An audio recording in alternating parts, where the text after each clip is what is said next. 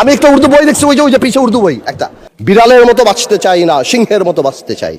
মানুষ আশরাফুল মাখলুকাত আল্লাহ বানাইছে, আমরা সিংহ বিড়াল হয়ে যাচ্ছি। 16 বছর জিয়া পরিবারের থেকে মুক্ত করতে শেখ হাসিনা হেলিকপ্টার দিয়ে পালিয়েছে, সাতরায় পালাবে মাননীয় স্পিকার বলে কি? জিয়া পরিবার মানে বাংলাদেশের গণতন্ত্র। তুম হামসে মোহাব্বত করো, হাম বেওয়াফা নেহি করেঙ্গে। না না মানে বলে না, বলি উর্দুতে বললাম যাতে বুঝতে সুবিধা হয়। উর্দু বই দেখছি একটা, আমি একটা উর্দু বই দেখছি, ওই যে পিছিয়ে উর্দু বই একটা। আর আপনাদের সাথে কমিউনিকেট করতে, এনিওয়েজ আমি আপনাকে কল করি, will talk about it later. আচ্ছা, এখানে বসে স্পেশালি আমাদের বিরোধী নেতা শফিকুর রহমান সাহেব এত সুন্দর কথা বলেন, অর্ধেকটা একদিকে ফ্যানই হয়ে গেছে ওনার কথার। উনি এত সুন্দর করে বলেন, আসুন না, কেন না আমরা এটা করতে পারি না, কেন না আমরা এটা করতে পারি না। মাননীয় স্পিকার, বিএনপি ফ্যাসিবাদীর রাস্তা ধরে হাঁটা শুরু করছে শফিকুর রহমান। বিড়ালের মতো বাঁচতে চাই না, সিংহের মতো বাঁচতে চাই। মানুষ আশরাফুল মাখলুকাত আল্লাহ বানাইছে, আমরা সিংহ বিড়াল হয়ে যাচ্ছি। সংস্কার পিছিয়ে গেল, অভ্যুত্থানের প্রস্তুতি হবে। জিয়া পরিবার থেকে মানুষকে মুক্ত করার ঘোষণা। 16 বছর জিয়া পরিবারের থেকে মুক্ত করতে শেখ হাসিনা হেলিকপ্টার দিয়ে পালিয়েছে, সাতরায় পালাবে মাননীয় স্পিকার বলে কি? জিয়া পরিবার মানে বাংলাদেশের গণতন্ত্র, জিয়া পরিবার মানে বাংলাদেশের স্বাধীনতার ধারক বাহক।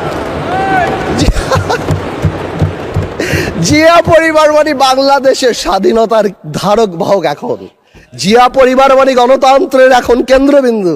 জিয়া পরিবার আগামী আল্লাহ। আওয়ামী লীগ সরাতে 16 বছর, আপনাদের সরাতে 16 দিন লাগবে না। এইসব কথা বলার পরও যেই আমরা একটু অ্যাটাকে যাই, আসুন আমরা সবাই এক হয়ে যাই,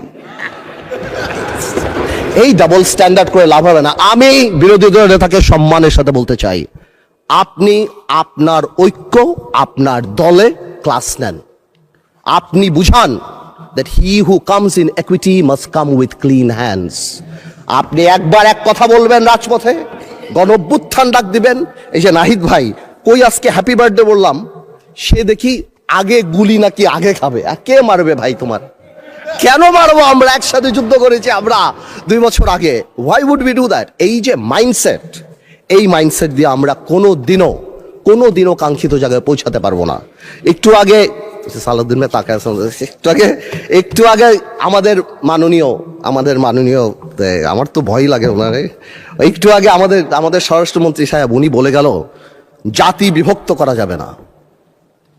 তো জাতি বিভক্ত না করলে মুক্তিযুদ্ধের ইতিহাস কিভাবে শিখাবো? হাওয়ার সাথে যুদ্ধ করছে মুক্তি বাহিনী। জাতি বিভক্ত করা যাবে না, বাংলাদেশকে হিন্দু মুসলমানে ভাগ করা যাবে না। ভবিষ্যৎ হোক নিরাপদ, বিনিয়োগ হোক বিশ্বস্ত, আর আমার পছন্দ সল্ট বে। ওয়েলকাম টু সল্ট বে। আমেরিকার আছে ভাগ করা যাবে না। কিন্তু মুক্তিযুদ্ধের ইতিহাস যখন বলতে হবে, তখন আমি কার সাথে? আমি হাওয়ার সাথে যুদ্ধ করছি, আমরা রাজাকারের সাথে যুদ্ধ করছি, এবং তাই আমরা এখানে আসছি। আল্লাহ, আজকে তো শেষ। এইবার বলতে চাই, এই তো অনেক কথাটা তো বললাম, আমি মনে করি এখন আমরা এটাকে চেঞ্জ করবো কিভাবে? How Time is extended for another 8 minutes for you. আমি আর আপনি কলিগ মাননীয় স্পিকার, একসাথে পড়াইছি, একসাথে কত কফি খাওয়াইছি আপনারে, এই জন্যই তো 8 মিনিট দিলাম এক্সট্রা।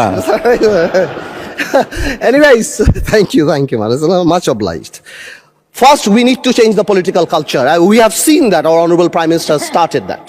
Political gesture change করতে হবে। আপনাদের বাড়ি গিয়েছেন, আপনারাও করেছেন, নাহিদ সাহেবের বাড়ি গিয়েছেন। এটা রুট লেভেলে নিয়ে যেতে হবে। আমাদের গ্রামাঞ্চলে যেখানেই আমরা যাই, সেখানে এই পলিটিক্যাল কালচার নিয়ে যেতে হবে। Second, foundation of politics.